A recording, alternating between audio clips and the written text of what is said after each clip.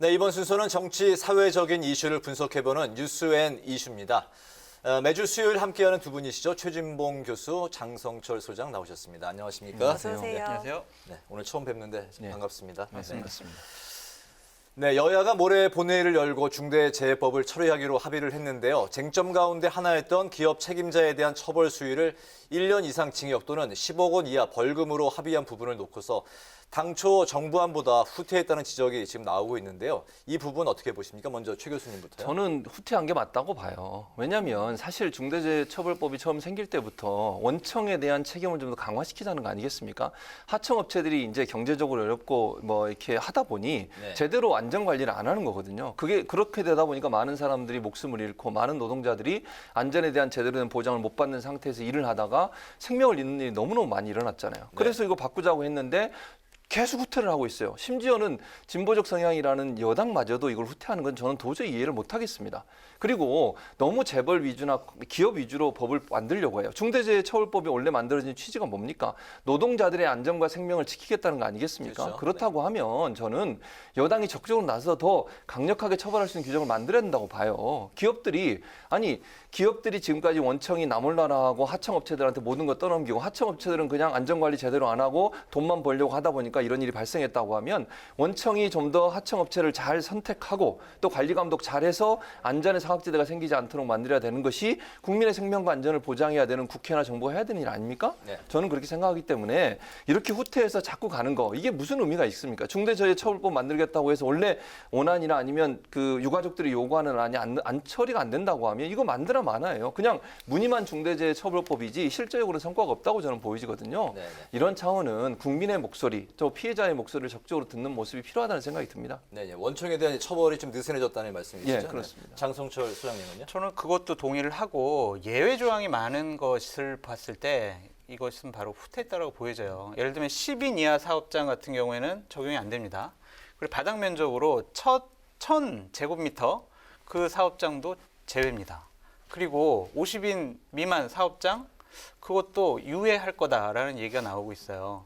그렇다면요, 이 법에 해당되는 사업장은 대략 1.2%밖에 안 됩니다. 네. 그럼 이 법이 제정되는 의미가 없어 보여요. 이렇게 예외 조항을 많이 받은 것 자체가 이것은 재계 로비라고 해야 될지 아니면은 형평성을 맞춘 건지 그건 우리가 알 수가 없지만 상당히 유명무실한 법이 돼버렸다라고 평가드리고 싶습니다. 네, 네. 네, 여야가 오늘 중대재해법 막바지 조율에 들어갔는데요. 최 교수님, 어떤 내용인지 쟁점별로 정리를 해주시죠. 예, 이제 결국은 약간 얘기했던 거예요. 장수현 소장이 얘기했듯이 기본적으로 규모를 어느 정도까지 과연 범위에 포함시킬 거냐 하는 문제라고 보여지고요.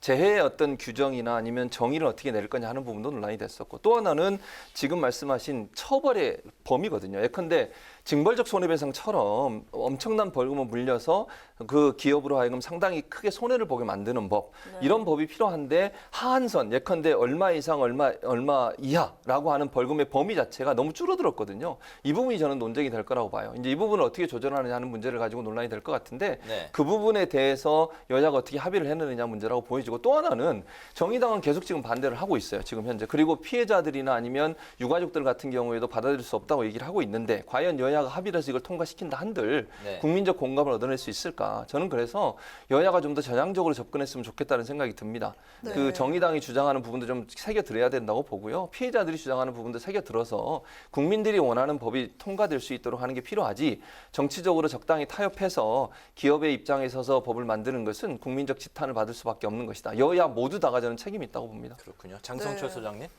근데 기본적으로 저는 이 법안들과 관련해서 쟁점 사항들이 있긴 한데 이 부분을 지금까지 몇 년 동안 20대 국회에서 처리 못했고 지금 몇 달 동안 이런 식의 논의만 계속되는 것 자체가 기본적으로 잘못됐다고 좀 말씀드리고 싶고요.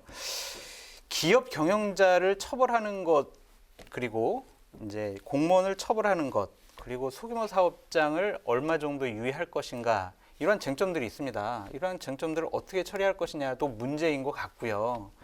기업들은 또 요구사항이 많아요. 예를 들면 아니 사업주 징역 그 하한선을 좀 없애달라라는 것과 사업주 처벌 기준을 반복적인 사망 사고 일대로 좀 해달라라는 것. 그리고 의무 규정 준수 시에는 좀 면책을 좀 해달라. 이런 식의 또 요구 사항이 있거든요. 이런 것들을 어떻게 논의하느냐가 상당히 문제 같은데 정의당이 처음에 이거 1호 법안을 발의했지 않습니까? 네. 정의당의 얘기를 좀 더 적극적으로 받아들여줬으면 좋겠다라는 생각이 듭니다. 본회의까지 수상할 수 있을까요? 최종 합의안 어떻게 전망하십니까? 네. 저는요 그냥 민주당이 원하는 대로 될 것 같아요. 그러니까 정의당의 얘기도 그냥 어느 정도 들어줬다, 야당의 얘기도 어느 정도 들어줬다, 제 얘기도 어느 정도 들어줬다 이런 식으로 해서 여당이 지금까지 나온 사항 위주로 해서 그냥 처리될 것 같다라는 생각이 듭니다. 정의당은 상당히 반발을 하겠죠. 네. 근데 야당 국민의힘 같은 경우에는 그래 뭐 그 정도면 되지 않았을까라고 그냥 방관하는 정도가 될 것 같습니다. 최 교수님 어떻게 생각하십니까? 저도 이제 그렇게 될 가능성이 높아요. 그런데 뭐 제가 계속 반복적으로 말씀드립니다만 그렇게 해서 통과시킨다 한들 이 법의 성과가 어느 정도 날 거냐 하는 문제라고 생각이 들거든요.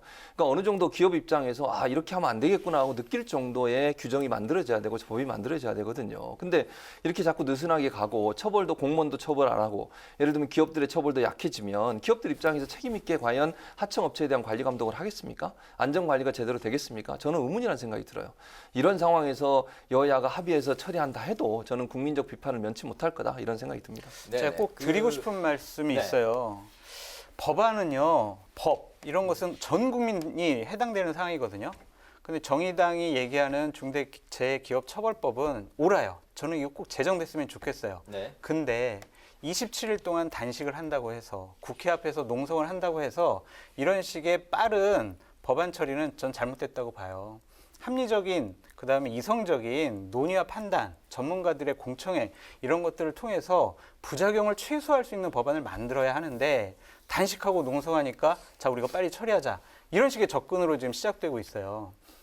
민주당 다수석 갖고 있습니다. 미리미리 이런 법안들, 노동자의 생명을 우리가 보장하는 이런 법안들은 여당이 미리미리 좀 제대로 준비를 해서 처리를 했어야 한다. 그것이 좀 상당히 아쉽다라고 좀 말씀드리고 싶어요. 네, 일단 그 사업주에 대한 그 처벌이 어느 정도 좀 강화가 될 것인지 좀 관건인 것 같고요. 좀 더 시간을 두고 좀 여유 있게 이런 법안을 마련해야 되겠다 이런 취지로 발언을 하신 것 같습니다. 8일 본회의 결과를 지켜봐야 될 것 같은데 내일도 아마 또 저희가 논의를 하지 않을까 네. 생각이 듭니다. 다음 또 이야기로 넘어가 보겠습니다. 최근 국민적인 공분을 산 정인이 사건의 정치권도 이제 움직이고 있는데 모레 본회의에서 아동학대 방지를 위한 정인이법 또한 처리될 것으로 보이는데요. 먼저 관련 법안들, 기존의 법안들이 좀 어떤 방향으로 이제 개정이 되는 게 좋겠습니까? 저는 이제 일단 지금 현재 나와 있는 걸 보면 부랴부랴 이것도 만들었어요. 정인이법도 사실은 사건 터지고 나고 여론이 뭐 부정적으로 흘러가다 보니까 국회의원들이 나서가지고 11개 법안이 지금 나와 있는 상황인데 네. 대부분이 뭐냐면 형량 높이는 거예요. 물론 그것도 필요하다고 봅니다. 그러니까 나쁜 짓을 했을 때, 아동학대를 했을 때 형량 자체를 지금의 2배. 예를 들면 지금 5년으로 돼 있거든요. 네. 아동학대 치사가 됐을 경우에 5년이든 이걸 2배로 10년으로 늘리자 이런 법안이 제출이 돼 있고 대부분의 법안들이 그런 내용들이에요. 형량 높이는 거. 이것도 단기적이라고 저는 봐요. 그러니까 장 소장 말에 이제 제가 일부분 동의하는 것은 그러니까 오랫동안 숙고하면서 이런 부분들을 예전부터 준비해 왔어야 되는데 그게 부족하다 보니까 땜질식으로 하는 거예요. 네. 근데 사실은요 이게 형량 높이는 거 저는 중요하다고 봅니다. 근데 이것만 가지고 정인이와 같은 그런 사례를 줄일 수 있겠냐는 거예요. 근본적인 대책을 만들기 위해서는 좀 더 촘촘하게 만들 필요가 있다. 예를 들면 즉각적으로 분리하는 제도를 만드는 것도 필요하다고 보여지고요. 예를 들면 가정폭력이 신고가 들어왔는데 그냥 뭐 분리를 안 시키고 계속 같이 살게 한다거나 아니면 위탁 가정의 부모들도 의무 신고자로 지정을 안 해놓다 보니까 이 사람이 문제가 있어 지정을 안 해요. 또는 선생님이나 아니면 그 약사 같은 경우도 약을 사러 왔는데 왜 이 약을 사지? 라고 의문이 되면 이것도 신고할 수 있도록 하는 신고 의무제도 주고 이런 부분들을 좀 더 강화시킬 필요가 있다. 형량을 높이는 것이 전부가 아니라 근본적으로 이런 문제를 해결할 수 있는 즉 예방할 수 있는 부분들도 법에 들어가야 되는데 그런 부분들이 촘촘히 들어갔으면 좋겠어요. 근데 지금까지 발의된 내용들 보면 대체적으로 형량을 높이는 쪽에 집중돼 있어서 이 부분을 보완해서 처리할 필요가 있다. 이게 빨리 하는 것도 중요하지만 잘 만드는 것도 중요하거든요. 네. 그렇지 않으면 사실은 이거 사후 약방문이 되는 거예요. 네네. 사건 터지고 나서 아이는 이미 엄청난 피해를 당했는데 처벌만 한다고 해결되는 문제가 아니잖아요. 네네. 이 일이 발생하지 않도록 하는 예방적 차원의 내용들도 많이 포함된다고 돼야 된다고 사안별로 봅니다. 세부적으로 많이 들여다봐야 되겠다. 그렇습니다. 예. 네, 이 정부가 재빨리 대책을 내놓은 걸 한번 살펴보도록 하겠습니다. 최 교수님 말씀하셨던 이 신고 의무자의 약사와 위탁가정 부모 추가가 됐고요. 또 네. 경찰청 행정 아동학대 총괄 부서가 신설이 되고 이 또 즉각 분리제도 3월 시행된다고 하고요. 또 전담 공무원을 664명 추가 배치할 계획이라고 하는데 이 장 소장님 이게 해법이 될 수 있을까요? 일단 시작해 봐야죠. 이거라도 시작을 해야 어느 정도 물꼬가 트일 것 같은데 저는 현행 법에 있는 사항부터 좀 잘 좀 지켰으면 좋겠다라는 생각이 들어요. 무슨 말이냐면 2019년도 대상으로 봤을 때 아동 학대 신고 사례 건수가 3만 70건이에요. 어마어마한 숫자 아닙니까? 근데 아동 학대를 당한 친구들을 보호할 수 있는 시설이 우리나라에 68개 곳밖에 없어요. 법상에는 시도, 시군구 이곳에 꼭 하나씩 다 두게 돼 있거든요. 네. 이것이 그렇게 두지 않고 68개 곳만 지금 두고 있어요. 이것은 어떤 문제가 나오냐면 자, 어떤 아이가 아동학대를 당합니다. 그러면은 경찰이나 보호관찰관이 조사를 해요. 그래서 당신은 보호자 심리치료만 받아. 꼭 그렇게 받아야 돼. 그러고 나서 아동을 다시 가정으로 돌려보내요. 그 아동은 재학대를 당할 가능성이 높습니다. 이것은요, 보호시설이 없어서 그래요. 예산을 좀 더 적극적으로 투입을 해서 이러한 시설 확충부터 좀 필요하지 않을까라는 생각도 해봅니다. 네네. 최 교수님은요? 저는 이렇게 생각해요. 하나 이제 예를 들어볼게요. 제가 예전에 유학 다닐 때 그때도 한참 전이잖아요. 제가 유학할 때니까 그 당시에 한국 유학생 한 분이 아이가 집에 혼자 방치되고 부모가 둘 다 공부하러 가는 바람에 아이가 집에 있다가 이웃의 신고로 그 아이가 위탁 가정에 갔어요. 그런데 아버지 엄마가 돌아왔어요. 그래도 안 돌려줘요. 일정 기간을 위탁 가정에 두고서 이 아버지 어머니가 제대로 역할을 할 수 있는지를 검증하는 거예요. 경찰서에 불려가서 조사받고요. 교육받고요. 그리고 한참 있다가 데려왔어요. 우리는 어떻게 되겠습니까? 지금 아까 장 소장 얘기했지만 이 어려움을 당하고 있는 아이들이 분리되고 나서요. 금방 또 집으로 돌아가요. 그러면 이 문제가 해결되지 않은 집으로 돌아가는 것을 그냥 방치했을 때 과연 이게 이 아이가 보호받을 수 있겠냐는 문제예요.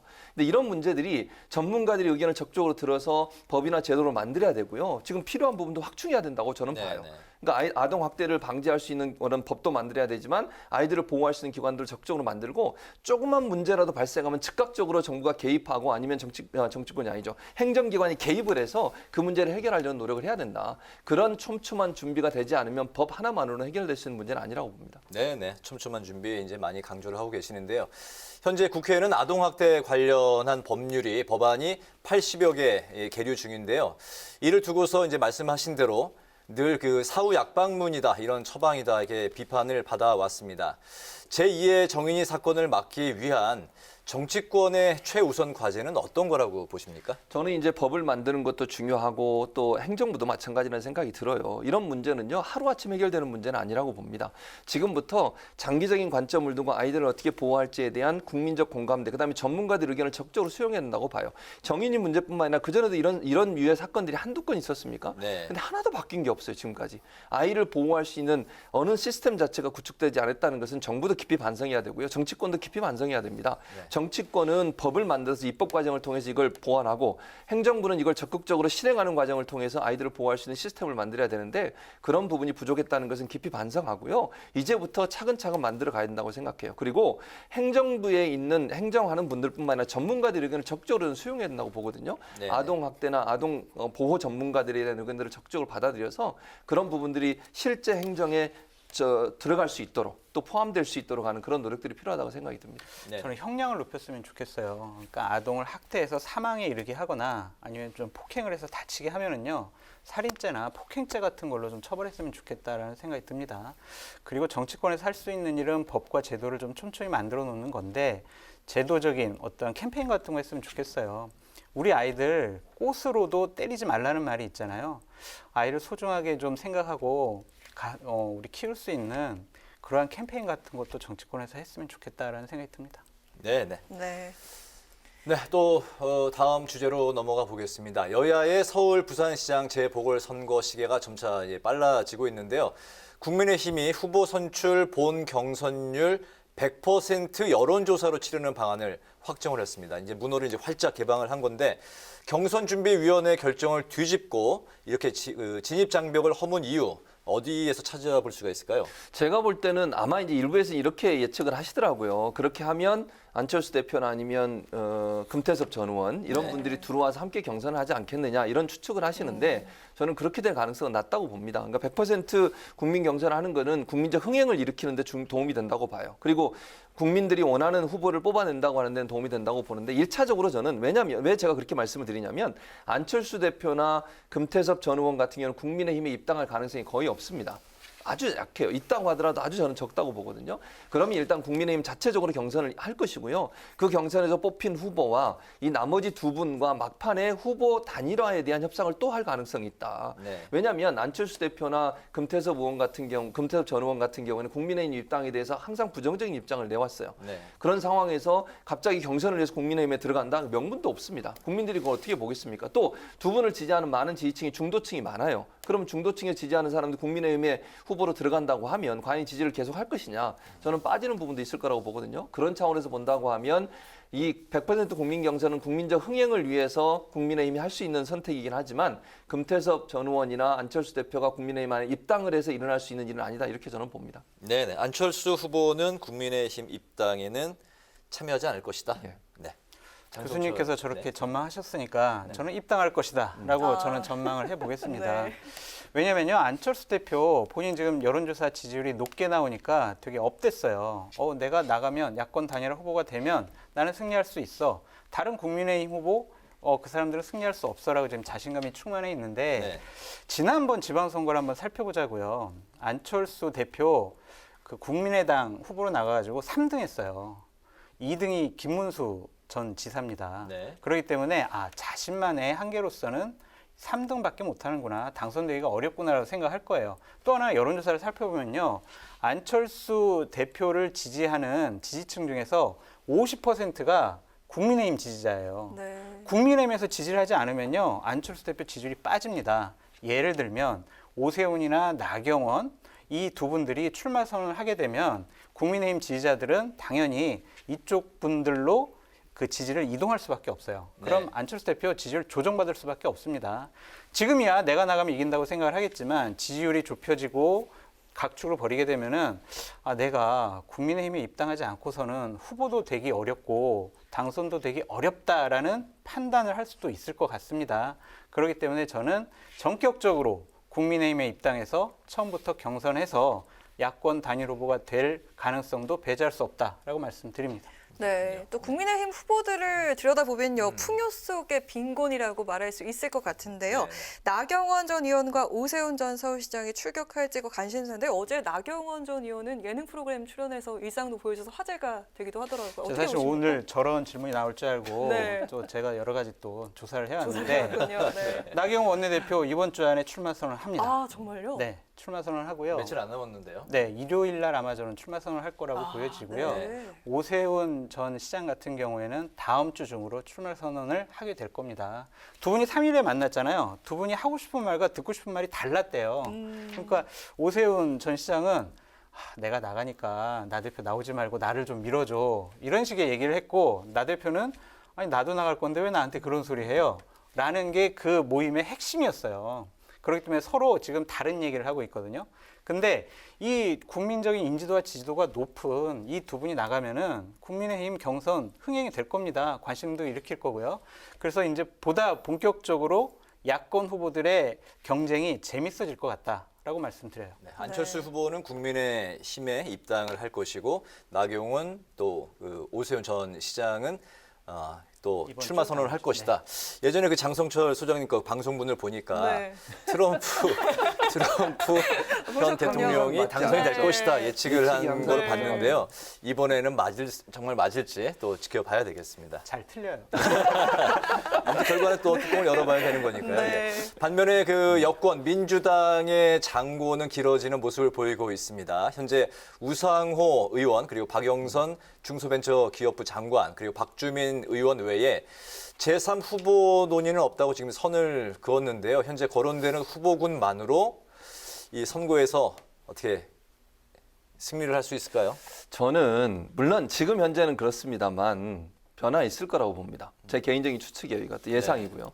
장 소장 워낙 많이 틀리시니까 저도 한번 그럼 질러보겠습니다. 저는 이 세 분이 물론 앞으로 박영선 장관 아직까지 공식 출마 선언을 안 했어요. 그래서 만약에 박영선 장관이 장관직을 그만두고 공식 출마 선언을 했을 경우에 지지율에 일정 부분 변동이 있다면 지금의 추세로 갈 가능성이 있지만 그럼에도 불구하고 지지율의 변동이 별로 없다고 하면 제3의 인물에 대한 차출론이 일어날 거라고 저는 봅니다. 그렇기 때문에 지금 현재 이 세 분이 물론 박주민 의원도 아직까지는 공식 출마 선언을 하지 않았어요. 우상호 의원 혼자 하고 있잖아요. 그런 상황이기 때문에 그리고 지지율로 보면 물론 뭐 이 지지율이 90일 동안 계속 간다라고 단정적으로 얘기할 수는 없지만 어느 정도 이 지지율이 계속 간다고 하면 민주당 입장에서는 제3의 선택을 할 가능성은 충분히 있다. 그래서 저는 이 세 분을 끝까지 갈 거다 이렇게 단정적으로 얘기하고 싶지 않고요. 네. 제3의 선택이 있을 가능성, 차출론도 일어날 가능성이 있고 또 하나 국민의힘에서 만약에 지금 장 소장이 예측했던 것처럼 나경원 전 의원이나 아니면 오세훈 전 시장이 만약에 출마 선언을 했을 경우에는 또 다른 선택의 기회가 되고 명분이 될 수 있다고 저는 보거든요. 그래서 이런 차원으로 본다고 하면 물론 지금은 세 분으로만 압축돼서 얘기가 나오고 있지만 제3의 인물의 깜짝 등장도 저는 충분히 가능한 상황이다 이렇게 보여집니다. 최 교수님 개인적으로 제3의 후보 강력하게 떠오르는 다크호스가 있습니까? 상당히 어려운 질문이신데 장 소장 같으면 그냥 막 지르시는데 제가 지금 저는 이렇게 생각해요. 사실은 임종석 전 비서실장이 본인이 공식적으로 SNS에 밝혔어요. 뭐라고 얘기했냐? 왜냐하면 얘기가 나왔었거든요, 사실은. 그런데 우상호 의원을 지지하고 본인은 출마하지 않겠다라고 얘기를 했는데 저는 여지가 있다고 봅니다. 그렇습니다. 개인적인 생각입니다. 물론 저는 틀릴 수 있습니다. 분명히 제가 시청자분들한테 말씀드리지만 제 개인적인 추측이고 정말 상황이 그렇게 돼서 나갈 수밖에 없는 상황이라면 저는 충분히 다시 한번 거론할 가능성이 있다고 보여집니다. 네. 임종석 전 의원이 출연할 수도 있다. 네. 제가 깨끗하게 정리해 드릴게요. 제3 후보 없습니다. 없고요. 어. 박주민 의원 안 나옵니다. 무조건 박영선, 우상호 이 두 분이 경선을 치를 것 같고요. 네. 양자 대결 여론조사가 많이 나왔잖아요. 그 지지율 같은 거 보면은 박영선 의원이 월등하게 높아요. 우상호 의원보다. 그래서 결론적으로 말씀드리면 민주당의 후보는 박영선 의원이 될 것이다라는 생각이 들고 지금 야당이 서울시장 선거에서 상당히 유리한 지형과 구도를 갖고 있다라고 여론조사상으로 나타나잖아요. 그래도 저는 되게 힘들다고 봐요. 야권이. 안철수 대표가 나가더라도. 왜냐하면은 첫 번째로 투표율이 낮을 겁니다. 그러면은 강력한 결속력과 지지 세력을 갖고 있는 민주당이 상당히 유리한 부분이 있어요. 그리고 서울시 같은 경우에 보면은요, 25곳 구청장 중에 24곳이 민주당 소속입니다. 네. 그리고 박원순 시장이 정말 잘한 게 협동조합을 700여 곳을 만들었어요. 그런데 여권이 우호적인 분들이거든요. 그분들이 결속력을 갖고 투표장에 나오기 시작을 하면 조직표로서는 상당히 민주당이 유리하기 때문에 아무리 지형과 구도가 유리하더라도 야당에게 유리하더라도 쉽지 않은 선거, 접전, 재밌는 선거가 될 것이다 라고 예측을 해봅니다. 그렇군요. 네. 오늘 이슈앤 이슈 여기까지 하기로 하겠습니다. 지금까지 최진봉 성공회대 교수, 장성철 공감과 논쟁 정책센터 소장과 함께했습니다. 말씀 감사합니다. 고맙습니다. 네.